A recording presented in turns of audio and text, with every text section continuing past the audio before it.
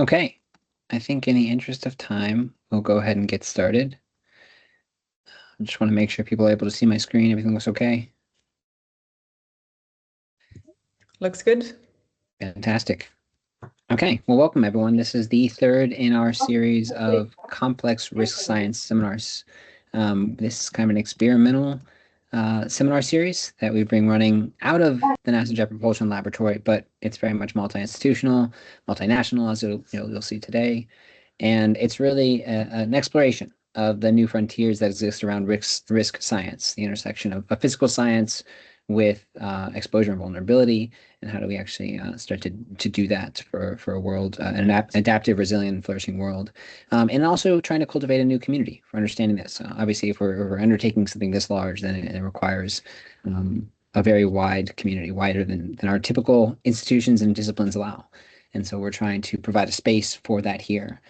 So you can look back. I've posted a link to the website in the chat. You can look back at the previous two seminars. These will continue experimentally throughout the end of the year, and then we'll gauge kind of the interest and the demand and opportunity for continuing this into 2026. So thanks so much for joining, everyone. Just as a little reminder, we've been talking about, we're calling these complex risk. And the way that we think about complex risk is an approach to characterizing likelihood of a natural hazard times exposure times vulnerability, which is the risk equation, but an approach to it through complexity science, one that examines critical transitions, thinks about resilience as a perspective, and understands the interconnections between hazards and infrastructure and the way that the interconnections alter risk. So we're kind of interested in the central question of what happens to risk as we acknowledge and account for more of the interconnections that exist in a system. So the need that these seminars serve are to present kind of the frontier research in doing this work and the various aspects of it, and also to be sustained interaction among a very plural community in trying to do this. So as you see on the website, we've had a couple of really excellent talks by Dr. Roop Ganguly to kick off this series, who kind of introduced this interconnected aspect of risk. Last time in September, we heard from Dr. Sai Ravella about the kind of deep uncertainty and responding to that in a statistical way from MIT. This talk today is going to very much build and extend upon that. One of the things we're really trying to do with this seminar series is be very methodical in how we're presenting and staging the information that we come in and kind of introducing new literacies and capacities in complex risk science as we go. So Dr. Elisabeth Krueger will give the talk today. You're going to hear more about that obviously in a minute. We're going to be having a talk immediately next Tuesday with Dr. Jane Baldwin from UC Irvine, and she's going to be talking about kind of the extremes of climate, the changing distributions underneath climate, and how that responds to complex risk as well. One of the things I'm very interested to do is to make these seminar series very useful to everyone beyond the seminars themselves. And so we're trying to curate resources from each of these. There's no excellent and central library or commons for complex risk science because it's so diverse and distributed. And so we're trying to build up that sort of resource compendium as we go. And so for each seminar series, we capture important resources and we organize them by the seminars, and then we kind of pull some of the very seminal ones up to the top for you. And so you can find all that on the website as well. Just admitting a few people here. One of the key things about these seminar series that we're trying to do is to cultivate forms for interactions, sustained not only through these synchronous events, but also beyond. So you can join us on Slack. I think I posted a link for everyone to join in the chat as well. You can grab the QR code if you want there. Obviously, the synchronous seminars are a big place for everyone to come together and meet one another. So I hope you'll use this opportunity to kind of look around the room and understand who else is here and start to connect with people. And it's part of this larger activity that a number of people in this room today have been a part of already, that we're thinking of as fractal gathering. So how do we gather and connect across scales, across media, in serendipitous ways, because this community doesn't have a central location where it meets regularly. And so we're trying to figure out how do we build a network of collaborators and researchers and people across domains and sectors of society that can actually do meaningful, impactful, demonstrable, complex risk science and actually contribute to this as a development. One thing we've done in the past couple of weeks is create a space for putting actual project development. There's a lot of kind of collaborative analysis activities going on. So we created a GitHub organization called, experimentally, the Complex Risk Collective. You can take a look there, poke around. This is meant to be a commons space for active development of some of these things. There's spaces for projects. If you want to create a project repository for the things that you're working on, that can be put there. And I encourage you to poke around and see what's going on there. We've already added a couple of projects. There's 3 ongoing analysis working groups that came out of an event we held in Boston in June that are very of high interest to this group, and I think we presented those in the past. I won't touch more on those now. You can see some of the resources on the website and on the GitHub, and spend some time on that yourself. Today, we're going to be talking about a specific topic, socio-ecological technological systems, or SETs. And this is the acknowledgement of the interconnection between these various systems that we tend to focus on. I think it's a very natural extension of what we worked on last time, what we heard from Cy Ravella last time, where he talked about resolving risk in a non-stationary world, kind of acknowledging the risk that exists in these interconnected systems and how do we work in that situation. Today, we're going to be hearing from Dr. Elisabeth Krueger about the emergence of risk, uncertainty, and resilience in set systems. And it's a framework for working with more of the complexity of the systems, with acknowledging more of the uncertainty, and actually how do we do some of the quantitative analyses for that. So this is a way of thinking about the intersections between socio-ecological and technological systems. This is from a paper by McPherson in 2022. And SET's framework kind of explicitly acknowledges the interconnections and interdependencies among socio-cultural economic governance systems, the social side of things, climate, biophysical, ecological systems, the ecological side of things, and the technological engineered infrastructural systems, the built technological environment. And it's in a response to the interconnectivity of the world that attempts to hold and respond to more of its complexity, and kind of meeting that complexity with the analysis that we do. So we're going to hear today from someone who's a pioneer of SETS research. But for now, the thing I want to hint at is that SETS means we need to add to our capabilities not only the tools of complexity science, but also those of social science as well. And this is vital, because if we're talking about future pathways as outlined by the IPCC report, the most recent one, most of the strategies for enhancing resilience of our systems are spoken to by the SETS framework, and making it an inextricable literacy for those working in Earth system science now and into the future.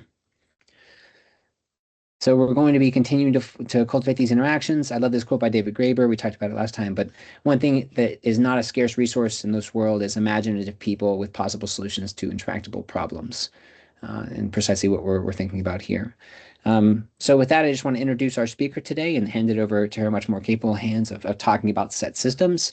Dr. Krueger is an assistant professor at the Institute for Biodiversity and Ecosystem Dynamics at the University of Amsterdam, with a co-affiliation at the Amsterdam Institute for Social Science Research.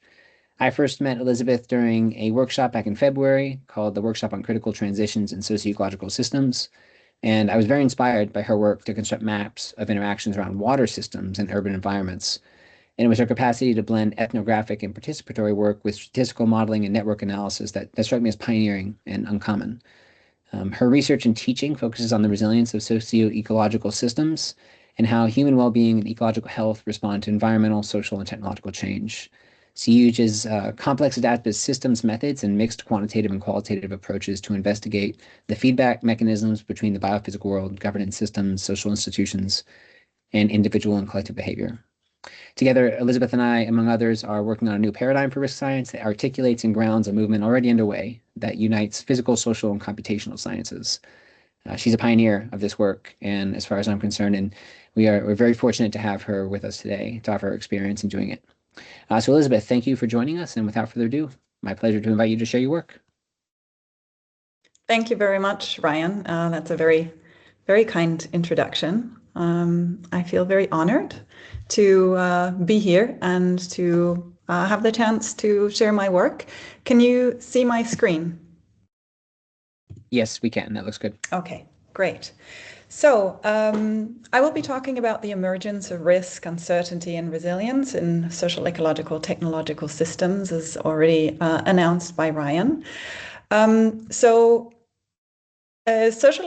social ecological systems, and or in my work, I am mostly interested in the resilience of social ecological systems, meaning both human well-being as well as ecological health.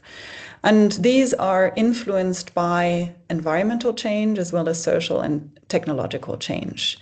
And all of these processes are driven by feedback mechanisms, on the one hand, between the biophysical world, but also governance systems and institutions, as well as individual and collective behavior. And so as we talk about social ecological systems, these are the elements that I will be focusing on. But as we move on to social ecological technological systems, we further differentiate between ecosystems and natural resources, as well as engineered and technological systems. So generally, we can, one way of thinking about resilience is, and many of you will be familiar with this framework, is to conceptualize it as a system with multiple stable states, where a system in one regime is in one stable state, as shown here by the ball in a landscape model. And the resilience of the system is shown by the depth and the width of the valley in which the ball is located and how close it is to the threshold to the alternative regime. And then the way in which the system transitions from one state to the other is often described by a bifurcation diagram, as shown here on the right, where the exceedance of a threshold in some driver, in this case the extraction rate C on the x-axis, triggers a sudden transition to the other stable regime, from regime 1 tipping into regime 3. So an example of such systems in which pressure is put on the state of a system are, for example, pastoralist systems, in which pastoralists migrate with their livestock from landscape to landscape to have their livestock graze on grasslands, thereby putting pressure on the grass, which then degrades as the grazing rate exceeds the regrowth rates. Another example are fishery communities whose growing fishing efforts increase the catch, and if the catch rate exceeds the reproduction rate of the fish stocks decline. So what we have here is essentially a one-way coupling of collective behavior of pastoralist and fishing communities, putting pressure on the biophysical environment, leading to potentially leading to this type of regime transition. However, communities don't just put pressure on the environment, but they also adapt to its dynamics and fluctuations, for example, in grassland productivity and fish stocks. So while in regime 1, as shown here on the top right, the regime is not just a straight line, but rather fluctuates around that mean. So the center panel here, the green line, shows the variability of the environment, which is caused by climatic variability, causing droughts and declines in grass growth or fluctuations in predator-prey balances with variable fish stock availability. And then communities inhabiting this environment adapt to these dynamic environmental conditions, which is shown here by the dark line tracing this fluctuating environment. So examples of this variability in the environment, as we zoom in to specific pastoralist communities, in this case in Mongolia, is extreme temperature variations, which are below 50 degrees Celsius or negative 58 degrees Fahrenheit in the winter, and plus 50 degrees Celsius or 122 degrees Fahrenheit in the summer, as well as episodic droughts. Adaptive strategies can then mean that pastoralists adapt their level of mobility, moving around as the grasslands allow their livestock to feed, or to create storage of fodder for harsh winters or drought conditions, as well as communal pooling of resources and labor to bridge tough times. So this represents essentially a two-way coupling of collective behavior, putting pressure on the biophysical environment, and the biophysical environment then triggering adaptive responses by the community. So although we have a two-way coupling here, it does not yet represent feedbacks, meaning reinforcing or balancing mechanisms between collective behavior and biophysical environment. But I will get to that later. What interested us in this work here, which is a work that was led by Andrew Tillman at the US National Forest Service, was how the transition creates additional risks to these communities beyond the general fluctuations around the stable state in regime 1. But as the environment transitions from regime 1 to regime 3, there is actually this transitional regime 2 where fluctuations around the mean can actually cause the system to flip between these two stable states, which is shown here by the system remaining in one regime and in another for extended periods of time, which requires enhanced adaptation costs from the pastoralists as they try to follow with their livestock herds or with their fishing efforts to these alternating stable states. So what that means is that in a regime transition, the adaptive strategies that allowed people to be resilient in one regime no longer allow them to thrive in another regime. So this bottom panel here shows how the adaptive strategy, or marked as technology 1, is highly adapted to regime 1. But as the system transitions into the alternative stable state, a new adaptive strategy is required. And this transition phase is the most difficult one and is most difficult to receive sufficient utility for communities to survive. So what we can imagine this to be is, for example, pastoralists giving up their livelihoods around livestock to moving to the cities and trying to establish their livelihoods there, or fishery communities diversifying their livelihoods by adopting ecotourism or agriculture. And what makes this transition particularly difficult is that we actually don't know when the transition of the regime will happen from state 1 to state 3. We also don't know how long this transitional phase might last and what the future might bring. So there's a lot of uncertainties around this, whether people should sell their cattle and move. And this means that not only so here we show the payoff that people receive in strategy 1, the green line, but the utility might sink because the adaptive costs, the investments that they have to make to survive in regime 2 might be so high that they drop below a certain livelihood level. But when we talk about the environment, we also came across this question: what do we actually mean by the environment? So far, we've assumed that the environmental state is essentially described by the biophysical environment, characterized by grasslands or fishing grounds. While this may be true, in fact, focusing on the Mongolian case, there was another important transition that happened in the past 40 years after the fall of the Soviet Union. Mongolia transitioned from a centrally controlled socialist regime to a market economy.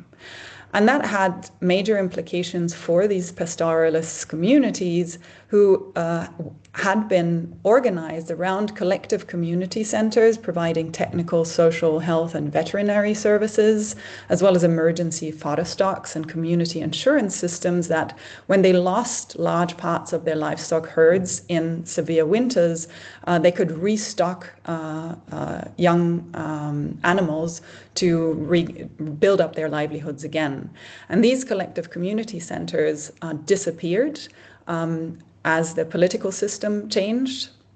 And the new political system also removed state regulation on total livestock numbers, which were capped at 20 to 25 million. And because these collective community insurance systems basically disappeared, the pastoralists also had to fend for themselves, and that led to a tripling of livestock numbers. And of course, that led to additional grazing pressure on the lands, which in turn led to a pressure to privatize land, because a lot of international organizations and donors were of the opinion that to avoid the tragedy of the commons, privatization of land would be the best response, which unfortunately did not turn out to be a successful solution, but I won't get into that here. So the environment to which the Mongolian pastoralists responded was not only the biophysical world, but also the changing governance system and the institutions involved in that. And the biophysical world or the biophysical environment was not only under pressure from the individual and collective behavior, but also experienced additional pressure due to this governance regime change. So talking about risks, uncertainties, and resilience in the system, risks obviously result first and foremost from the shocks and noise, cold winters, droughts, etc., but then also from the regime shifts of the biophysical and the socio-political systems as regimes change. But also from the quote-unquote wrong strategy that communities choose to adapt to these different regimes.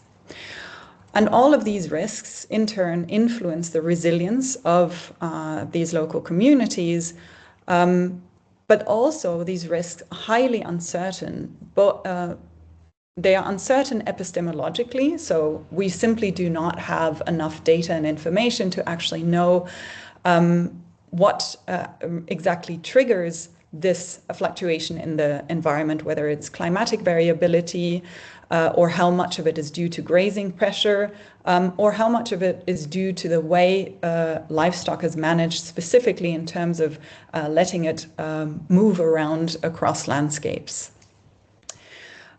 This is a type of uncertainty that we could reduce through collecting additional data and getting more knowledge about the system.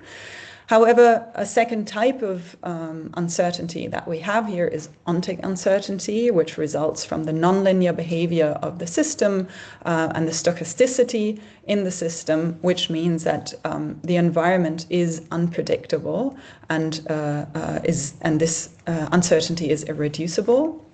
There's also a certain level of ontological uncertainty in terms of how we frame the environment. What is the environment? Is it purely the biophysical environment or also the sociopolitical environment? And all of this impacts response uncertainty. So what type of adaptive strategy for the local communities to choose, when to transition, and also how do government officials know which adaptive strategies will individuals and collective communities choose. And therefore, these uncertainties influence the resilience of the communities as well as the creating additional risks at all levels. So taking this transitioning from here into more technologically determined systems, so social ecological technological systems, I want to talk about how shocks impact a biophysical system, in this case, an urban water supply system, and how this system is recovered by human actors or the adaptive management of, or the adaptive actions that managers take.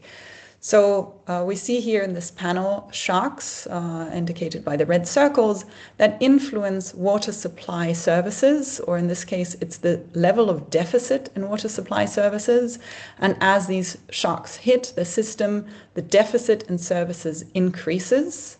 And in response to this, the managers take action to recover the services, for example, by repairing pipes or doing maintenance work or increasing water storage levels.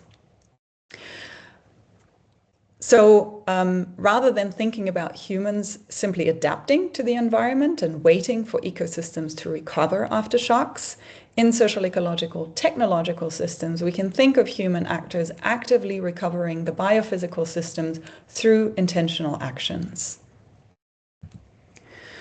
So more specifically, I want to talk about intermittent urban water supply systems, which means that water is delivered for a few hours per day or a few days per week, which requires people to adapt.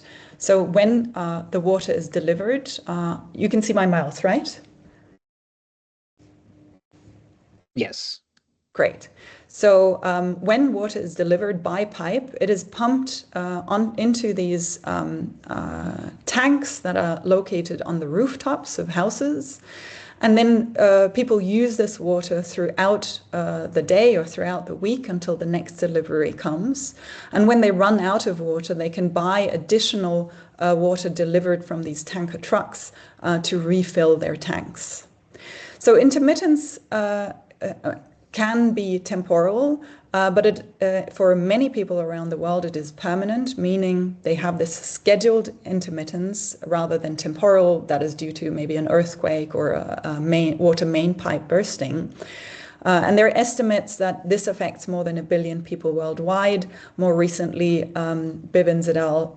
Estimated that it's about half of the population in Asia, which means that it's far beyond 1 billion people worldwide, because we also know that large fractions of the population in Africa and South America are also affected by this. So water supply systems are made up of, again, a biophysical system. In this case, it's the water resources and the physical infrastructure. The social institutional and governance system, in this case, the public service providers and the money available to them for building, maintaining, and operating this system, as well as individual and collective behavior of water users, in this case, households. Each of these elements faces specific types of risks, which can be economic, physical, or political, to the level of their availability, here indicated as the capital availability, and the risks indicated by the red lines. And the level to which these risks impact the availability depends on their robustness. So by quantifying these dimensions of the different elements, we were able to then extract parameters of this model. This is how the model came to be. And we applied this to different types of cities around the world. Here are two examples. One of them is Mexico City on the left and Amman on the right. And again, we see the level of services in Mexico City being relatively high on the baseline, affected by shocks, which are recovered relatively slowly because the adaptive management in the city is relatively low. And as repeated shocks hit before the system is fully recovered, this can lead to a collapse of a system, basically meaning that piped water supply breaks down. So these shocks, as I mentioned, can be biophysical through earthquakes, pipe bursts, droughts, contamination events, but also socioeconomic or political through financial volatility, terrorism, theft of water or parts. And the adaptation can be pipe repairs and maintenance or increased storage, water storage on the side of the public service providers. But households can also adapt by buying additional water from tanker trucks, by treating water at home, and by sharing water with neighbors. And so these household level adaptive strategies then actually increase the level of services or decrease the level of deficit, as shown here, and contribute significantly to the continuous functioning or the resilience of these systems by adding or by activating additional adaptive capacity. So what this system allows us to do is to observe the dynamics resulting indeed from feedback mechanisms between the biophysical world, water supply systems, water service providers, the governance systems, and household adaptation, the individual and collective behavior. However, what it still does not allow us to do is to really understand what the underlying mechanisms are that lead to this dynamic behavior. But this is particularly relevant if managers are to intervene into the system as the system gradually declines in order to make it more resilient or to avoid this gradual decline. So for that, I'll dive a little bit deeper into this one case study, which is the capital city of Jordan, Amman. And this is a part of an older study, data collected in 2015 and 16, where the city had just over 4 million inhabitants and people received around 68 liters per person per day, but that was distributed highly unequally. Just for reference, in the US, the average per person consumption of water is around 300 liters per person per day. In Europe, it's around 150 liters on average. So already the average water availability is very low, and it is supplied, or it was supplied, on 2.5 days per week. At the moment, it's only 24 hours per week, so the situation has aggravated significantly. The city is subjected to repeated shocks and that are triggered by conflict and war in neighboring countries, leading to large migration flows of refugees coming into the country, which goes back basically to the initial foundation of the country. And that really is raises a constant concern for water managers who are already at the limit of the system, how to adapt, how to intervene to supply water to increasingly large numbers of the population. So in the system, we were interested to elicit these feedback mechanisms. We wanted to understand or get information about how the different system elements interact, how the system and its functioning or potential solutions are perceived by different actors within the system. So we collected or we conducted 300 household interviews to understand individual and collective behavior at the household level. And we conducted key informant interviews among local water managers and among international experts who play a very significant role in the system, given its geopolitical relevance and being a safe haven for all these refugees, but also aid organizations in the region. So this is essentially, we use this framework to show, to have a common framework how to display how people perceive the system. And this is an adapted framework by Marty Andrews and colleagues, where we have, again, our individual and collective behavior of water resource users. We have the governance institutions, the public service providers. We have the physical infrastructure, and we have water resources. And what we were specifically interested in here is how these interactions work, what happens in interaction to then produce these dynamics that we were able to reproduce with our dynamical systems model. And so here you can see the perception of the system by local water managers. They mostly paid attention to the physical infrastructure and to water resources, but also to external drivers. On the one hand, the large immigration from abroad, but also the high energy costs. Jordan is 100% reliant on energy imports, but also the interactions of the infrastructure with other urban infrastructure networks whenever energy, roads, wastewater systems, or ICT systems needed repair. It means that the water pipes that are all buried under the same roads get affected. But they also saw the lack of coordination across different sectors due to this need to actually coordinate different infrastructure systems. They also mentioned that they lacked information about the functioning of the public infrastructure, and therefore it was difficult for them to maintain because often maps were incorrect. And one thing that they did not talk a lot about was the provision of services by private service providers, which is a problem because private service providers access the same water resources that are already at their limits, and so they don't actually know by how much private service providers enhance water resource availability of households, nor do they know what the incentives are for private service providers, so how much do households actually pay. So in general, they were focused on deficits in water resources, physical infrastructure, finances, and information. But because of the lack of all of these, it means that they were constantly in an emergency response mode, trying to maintain what is there or to respond to immediate needs.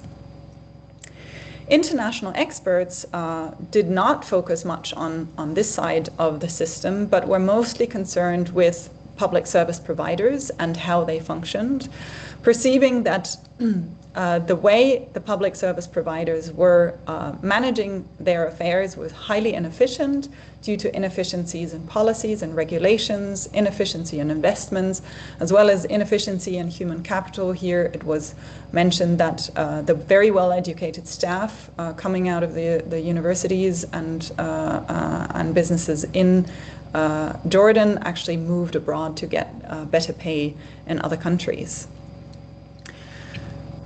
Households, in turn, were focused on the signals that they received directly from the system through the public infrastructure that was intermittent and highly unreliable. Often they experienced delays and did not know when to expect the next water delivery. And the additional water services received by private service providers, but also how they interacted with their own social networks, neighbors, and so on to enhance their water services. So they were coping by managing gaps in water deliveries, by storing and treating water at home, by accessing the private market, also by sending complaints to public service providers, but rarely received any response to their complaints. So if we put these three different perspectives together, we can see where the local managers who are ultimately responsible for intervening into the system are unaware of certain feedbacks and behaviors of actors in the system, which leads to different kinds of uncertainties. So in red here, we marked the areas that for the local managers remained invisible, or at least they didn't consciously talk about these things. So in particular, the private service providers extracting water from the same sources as the public service providers, but also the external drivers that impact the system. Although they were aware that this is an issue, of course, this uncertainty involved is irreducible.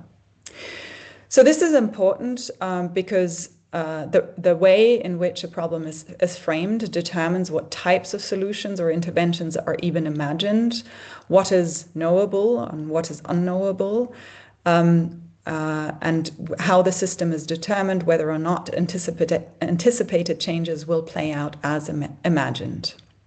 So the uncertainties in the system result from external drivers, contributing to ontic uncertainty, missing knowledge or epistemic uncertainty, and different frames in terms of what is the problem, what are potential solutions, where to intervene, this frame uncertainty. So to conclude this, uncertainty and risk in threatening the resilience or challenging the resilience of social ecological systems comes from a diversity of risks which increase uncertainties, but these uncertainties also contribute to additional risks. Risk and uncertainty can be both physical and social, so stemming from the biophysical world, governance institutions, and individual and collective behavior. Some of it is reducible. Other risks and uncertainties are irreducible and just have to be worked with. Some risks and uncertainties are measurable and we can enhance our knowledge of the system. Others are highly subjective and have to do with perceptions of people. But all of them are highly interdependent. And that also means that the system is constantly changing. So what that means for the governance of both social ecological and social ecological technological systems means is that governance needs to be open and context specific to account for very specific feedback mechanisms.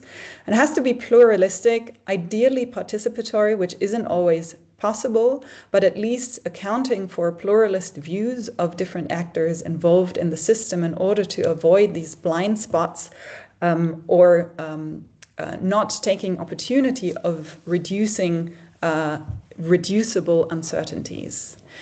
And then governance systems also need to be fit, which means they don't have to fit a certain system, but rather I want to borrow here from what Michelle Lee Moore coined fitness, moving from fit to fitness of governance, evolving by learning and experimenting to deal with ontake and address epistemic and frame uncertainties, but also to reduce response uncertainties. So embracing the change, embracing the interdependencies, and reducing uncertainty and measuring risk where possible, but being aware of the irreducible and the immeasurable uncertainties and risk. With that, I would like to thank the collaborators of this work and thank you for listening.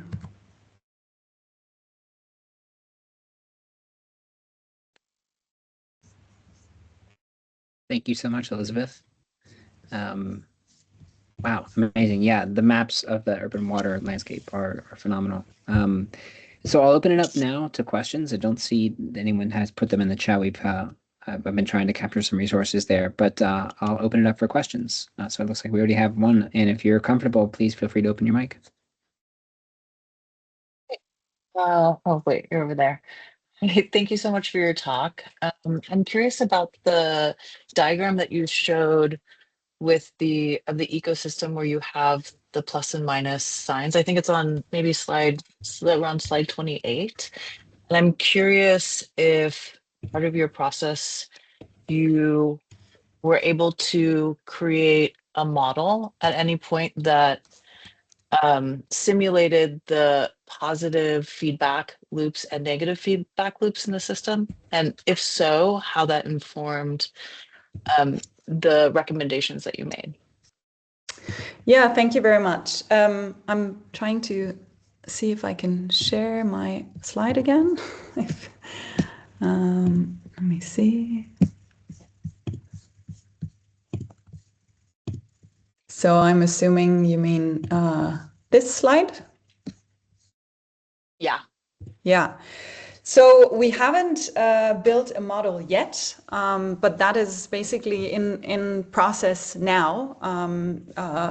It's of course difficult to build a model that accounts for all of these feedbacks, and so the recommendations for now are built on this qualitative assessment.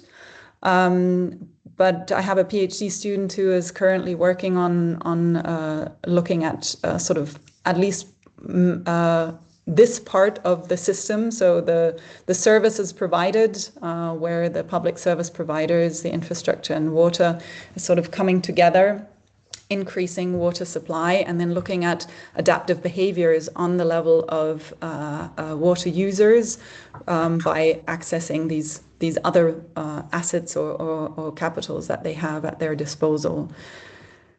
So hopefully by next year, EDU, I'm hoping we will have something to present as a more numerical model of this. Great, thank you. Thank you. Other questions? Feel free to either open your mic or put them in the chat if you feel more comfortable that way. And while people are thinking about that, I do have a few that I'm just thinking about. I mean, you talked about adaptive capacity and kind of almost quantifying the adaptive capacity of a system. What all goes into that understanding, right? Maybe for this urban water example specifically? Yeah, so in this, the original study was quite, well, we basically looked at the performance. We looked at what were people able to do, by how much were they able to increase the level of services, both in terms of water quantity, water quality, and reliability or continuity. And then in the household survey, we asked that people, how do you do it? How often do you buy additional tanker truck water, store water? Do you share water with your neighbors? What do you do when you experience delays? So really focus on actions. We are now expanding this to also include more sort of cognitive processes, perceived behavioral control, or perceived agency in what people can do, what they plan to do. But it is all based on this idea of capitals. So people have physical assets, biophysical assets like storage capacity, access to water resources, income, finances, but also knowledge about the system, and then linking that to more subjective components that determine adaptive behaviors. Yeah, that's really interesting. I mean, in response to that as well, at some point you have to somehow quantify social capital as one of these elements of the system. How do you think about that? Yeah, for that, we actually asked about interactions with others. So we did a survey about trying to identify the water social network of households. So we asked them, if you run into problems around water, who do you contact? And we actually asked them to give us names and what they asked for help with. And we actually found quite interesting patterns that were not necessarily income driven or like economic status driven, to see how large is people's water social network, and who does it involve? Is it more sort of calling out to officials and agencies to take care of their problem, or is it really more neighbors and friends? And what is the nature of these social networks? We also saw that obviously people who have a caretaker or a housekeeper, more affluent families, obviously had much less awareness about what is their water day? When does water arrive? Is it sufficient quality because somebody else is taking care of it? It's sort of outsourced. And that then leads to different types of adaptive behavior as well that are far from rational. So that was an interesting outcome, and that's also what motivated us to then try and build a model more specifically around these adaptive behaviors. Excellent. Thank you so much. We have some time for other questions. Hey, Elizabeth. Thank you so much for sharing this. I think it's a very complex. This entire sphere that you're operating under has very complex challenges, and the system itself is so complex. And I really found it very clarifying, or the way you just presented it was kind of it felt very relevant to other systems, not just water. And I was just kind of thinking across those horizontals or verticals, if you can call them that. I come from a perspective of someone in the industry kind of simulating these complex systems and kind of seeing where water intersects with power, and then the grid, and then pipelines, and all of the other infrastructure and how they intersect. And all of these have their own complex networks.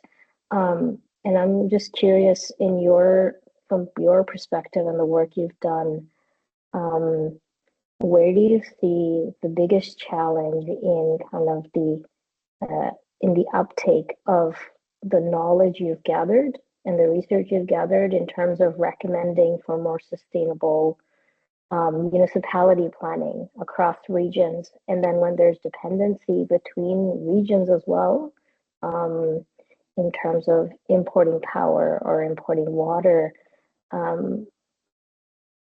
where do you see the biggest gap in kind of taking all of those recommendations from kind of a municipality level? That's a really good question.